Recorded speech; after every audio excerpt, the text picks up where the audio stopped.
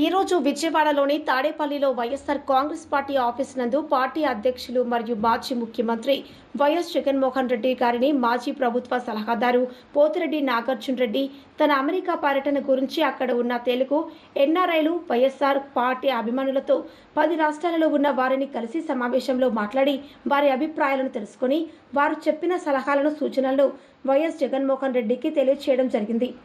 అమెరికాలోని ఎన్ఆర్ఐలు వైఎస్ఆర్ కాంగ్రెస్ పార్టీ కూటమిని జీర్ణించుకోలేకపోతున్నారని పలు అనుమానాలను వ్యక్తం చేయడం జరిగింది.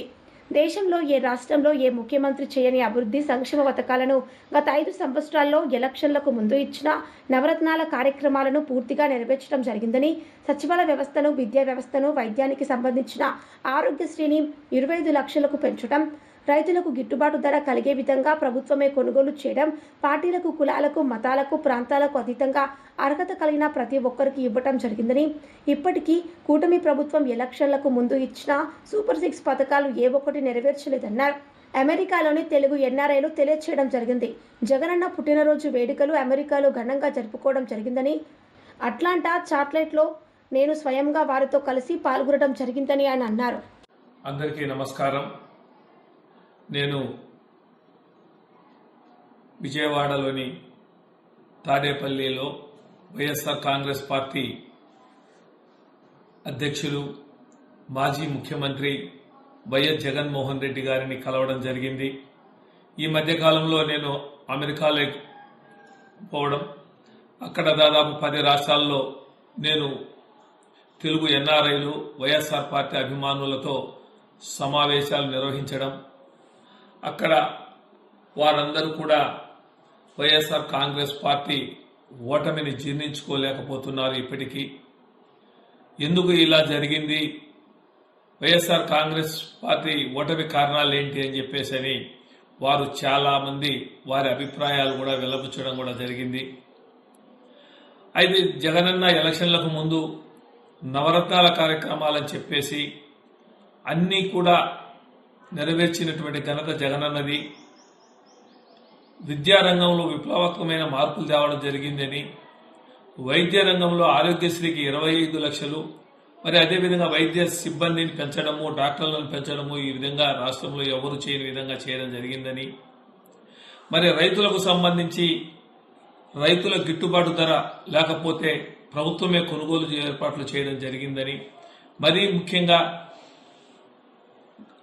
ఈ సచివాలయ వ్యవస్థను ఏర్పాటు చేసి, సచివాలయ వ్యవస్థలోనే వాలంటీర్ వ్యవస్థను ఏర్పాటు చేసి ప్రజలకు ప్రభుత్వ పాలన వారి ఇంటి దగ్గరికే వచ్చే విధంగా చేయడం జరిగిందని, మరి ఆయన చేసినటువంటి అభివృద్ధి సంక్షేమ పథకాలన్నీ కూడా కులం చూడలే, మతం చూడలే, ప్రాంతం చూడలే, నువ్వు ఏ పార్టీకి ఓటేసావా, ఏ పార్టీకి ఓటేయలేదా అని చెప్పేసి ఎక్కడ అడగలేదు. మరి అటువంటిప్పుడు అందరికీ పథకాలన్నీ అందే విధంగా చేయడం జరిగింది. మరి ఎలా ఓడిపోయారని చెప్పేసి వాళ్ళు ఇప్పటికి కూడా తెలుగు ఎన్ఆర్ఐలు బాధపడతా ఉన్నారు. మరి అదే కాకుండా ఈ ప్రభుత్వం అధికారంలోకి వచ్చి 9 నెలల పైన అయింది. ఎలక్షన్లకు ముందు ఈ కూటమి ప్రభుత్వం సూపర్ 6 అని చెప్పి ఈయన ఇచ్చే పథకాల కంటే కూడా ఎక్కువ పథకాలు చెప్పి వాగ్దానాలు చేసి ఏ ఒక్కటి నెరవేర్చలేదు. జగనన్న ఇచ్చే పథకాలను గురించి ఇది మరొక శ్రీలంక అయిపోతుంది, మరొక పాకిస్తాన్ అయిపోతుంది అని చెప్పేసి చెప్పినటువంటి వారు కూటమి నేతలు ఈరోజు అంతకంటే ఎక్కువ ప్రకటించి ఏమీ చేయకుండా సంపద సృష్టిస్తామని చెప్పి విజన్ 2047 అని చెప్పేసి ఇప్పుడు ఈ ప్రభుత్వం అల్లపల్లి మాటలు చెప్తుందని చెప్పేసి వాళ్ళ అభిప్రాయంలో కూడా వాళ్ళందరూ కూడా చెప్పడం కూడా జరిగింది. మళ్ళీ ప్రజలందరూ కూడా గమనిస్తూనే ఉన్నారు. ఈరోజు ఏ విధంగా ఉంది ప్రభుత్వం, ఏ విధంగా చేస్తూ ఉంది అని చెప్పేసి మనకు వ్యాపార రంగం అంతా కుదేలైపోయింది. ప్రతి రంగంలో చిన్న చిన్న వ్యాపారస్తులు అయితేనేమి, బట్టల షాపులు అయితేనేమి, మరి అదేవిధంగా ఏ షాపులు చూసినా కూడా ఈరోజు ఎక్కడ కూడా టీ షాపులు కానించి హోటళ్ల కానించి కూడా అన్నీ కూడా రాష్ట్ర వ్యాప్తంగా కూడా అన్నీ కూడా తగ్గిపోయాయి. మరి దీని అందరికీ కారణం ఏమనేది కూడా నేను విమర్శించాల్సిన అవసరంలే, నేను చెప్పాల్సిన అవసరంలే, ప్రజలే గమనిస్తూ ఉన్నారు. ఈరోజు మద్యం అయితే మాత్రం ఎక్కడ చూసినా కూడా బెల్ట్ షాపులు అయితేనేమి మద్యం ఏరులై పారుతా ఉంది.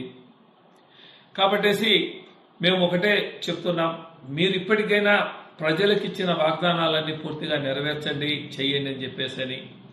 మరి ముఖ్యంగా అక్కడ ఉన్నటువంటి ఎన్ఆర్ఐలు అయితే నిజంగా వైఎస్ కుటుంబం పైన, జగన్మోహన్ రెడ్డి పైన ఎనలేని ప్రేమాభిమానాలు వాళ్ళు చూపిస్తున్నందుకు, వారితో నేను పాల్పంచుకునేందుకు నిజంగా చాలా సంతోషం, నా అదృష్టమని కూడా నేను భావిస్తా ఉన్నా.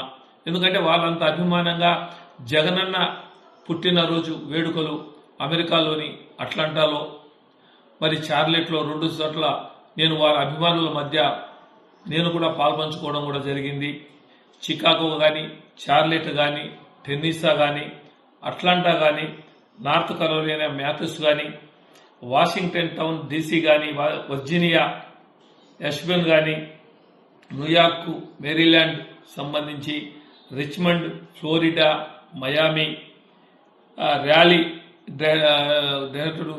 ఇలా అనేక ప్రాంతాల్లో పర్యటించి వారి వైఎస్ అభిమానులందరూ, ఎందుకంటే పార్టీ ఓటమి చెందిన తర్వాత అందరూ నిరుత్సాహంగా ఉంటే వాళ్ళందరినీ కూడా కలుపుకొని సంతోషంగా వాళ్ళందరితో కూడా ఆ సమస్యల మీద పరిష్కరించేదానికి, ఆ సమస్యలు వాళ్ళ అభిప్రాయాలు చెప్పేదానికి వారితో సమావేశం ఏర్పాటు చేసుకొని మరి జగనన్నకు ఈ విషయాలన్నీ కూడా పూర్తిగా నేను చెప్పడం కూడా జరిగింది.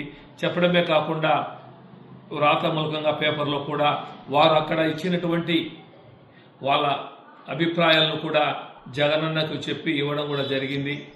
మరి ఎన్ఆర్ఐలో కూడా నేను చెప్పేదేమంటే, జగనన్న చెప్పింది మనకు మంచి రోజులు వస్తున్నాయి, మనం ఖచ్చితంగా మళ్ళీ ప్రజల్లోకి పోతాం, ప్రజల అభిమానాన్ని సంపాదిద్దాం అని చెప్పేసి చెప్పడం జరిగింది. మరి ఎన్ఆర్ఐలందరికీ కూడా నా హృదయపూర్వక అభినందనలు వారందరికీ కూడా తెలియజేసుకుంటూ సెలవు తీసుకుంటున్నా. ఇట్లు మీ నాగార్జున రెడ్డి. నమస్తే.